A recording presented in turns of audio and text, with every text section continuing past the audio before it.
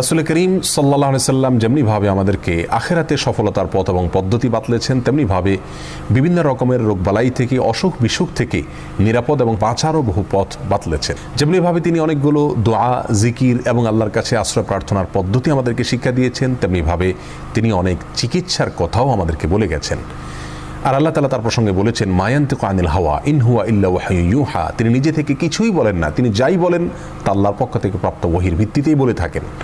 যার কারণে তিনি যত চিকিৎসার কথা বলেছেন সেগুলো ওহী, সেটা প্রত্যক্ষ হোক অথবা পরোক্ষ হোক। আমাদের এই জীবনে যে কোনো অসুখ বিসুখ থেকে বাঁচার আপাতদৃষ্টিতে সকল উপায় যদি বন্ধ হয়ে যায়, সকল পথ যদি রুদ্ধ হয়ে যায়, তবু একজন মুমিন হিসাবে নবী আলাইহিস সালামের বাতানো সে সকল সর্বরোগের মহৌষধ বা চিকিৎসাগুলো আমাদের জন্য সবচেয়ে বড় এবং শেষ অবলম্বন হিসাবে ঠিকই থেকে যায়।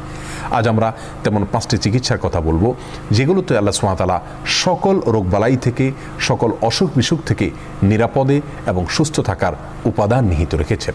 তার ভিতরে সর্বপ্রথম যে বিষয়টি কথা বলবো তা হলো কালোজিরা। এই প্রসঙ্গে সহিহ বুখারী হাদিসে আসছে, নবী আলাইহিস সালাম বলেছেন, আলাইকুম বিহাযিহিল হাব্বাতিস সাউদা ফাইন্না ফিহা শিফা মিন কুল্লি দা ইল্লা সাম। অর্থাৎ কালোজিরা, আল্লাহ সুবহানাহু ওয়া তাআলা এর ভেতরে মৃত্যু ছাড়া পৃথিবীর অন্য সকল রোগের প্রতিষেধক রেখেছেন, সকল রোগের ঔষধ রেখেছেন, চিকিৎসা রেখেছেন। অর্থাৎ কালোজিরাকে যদি কেউ গ্রহণ করেন, খান, সেটা সরাসরি খাওয়া হতে পারে, তেল করে খাওয়া হতে পারে, পান করা হতে পারে, অথবা ভর্তা বানিয়ে খাওয়া হতে পারে। যেভাবেই হোক না কেন, কালোজিরা যদি কেউ খান বা গ্রহণ করেন, আল্লাহ সুবহানাহু ওয়া তাআলা তাকে এর মাধ্যমে সকল রোগ থেকে চিকিৎসা বা আরোগ্য লাভের তৌফিক নসিব করেন। অতএব কালোজিরা এর ভিতরে সর্বরোগের ঔষধ রয়েছে, নিয়মিত এটাকে খাওয়া দরকার এবং এটাকে নিয়মিত নিজের জন্য গ্রহণ করা দরকার। দ্বিতীয়ত যে চিকিৎসার কথা তিনি বলেছেন তা হলো মধু।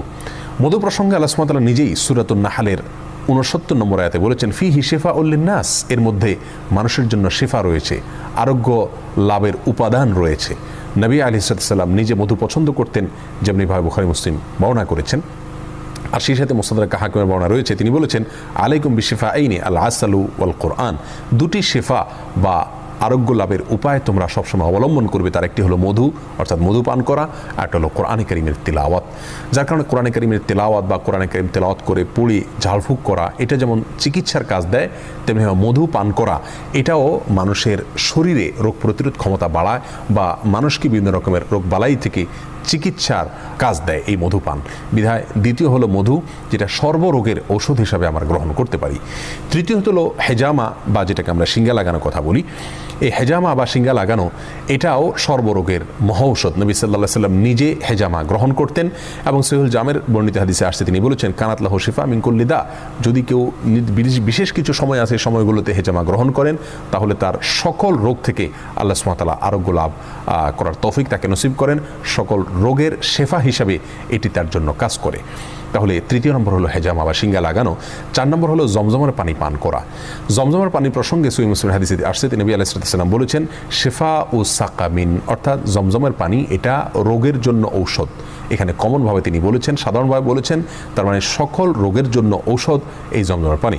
অনেক বর্ণনায় আসছে, মা ও জমজম লিমা শুরিবা লাহ, অর্থাৎ জমজমের পানি যে উদ্দেশ্যে পান করা হয়, কোনো রোগ বালাই থেকে বাঁচার জন্য যদি উদ্দেশ্যে পান করা হয়, আল্লাহ সুবহানাহু ওয়া তাআলা সেই উদ্দেশ্য পূরণ করেন, অর্থাৎ তাকে আরোগ্য নসিব করেন। এই হাদিসের সনদ নিয়ে কোন মুহাদ্দিস কথা বললেও এটি হাসান পর্যায়ের বা গ্রহণযোগ্য পর্যায়ের। তাহলে জমজমের পানি এটাও সর্বরোগের একটি মহৌষধ, সর্বরোগের একটি কমন চিকিৎসা এবং নববী চিকিৎসার মধ্য থেকে একটি হলো জমজমের পানি।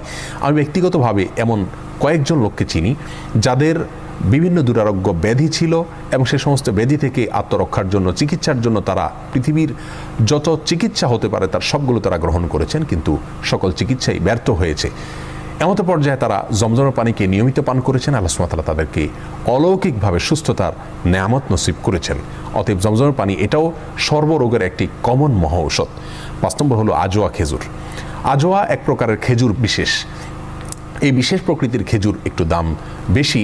এই খেজুর প্রসঙ্গে সহিহ বুখারী হাদিসে আসছে, নবী আলাইহিস সালাম বলেছেন, কেউ যদি প্রতিদিন সকালবেলা 7টি আজোয়া খেজুর খায়, ওই দিনে মৃত্যু ছাড়া অন্য কোনো রোগ তার কোনো ক্ষতি করতে পারে না।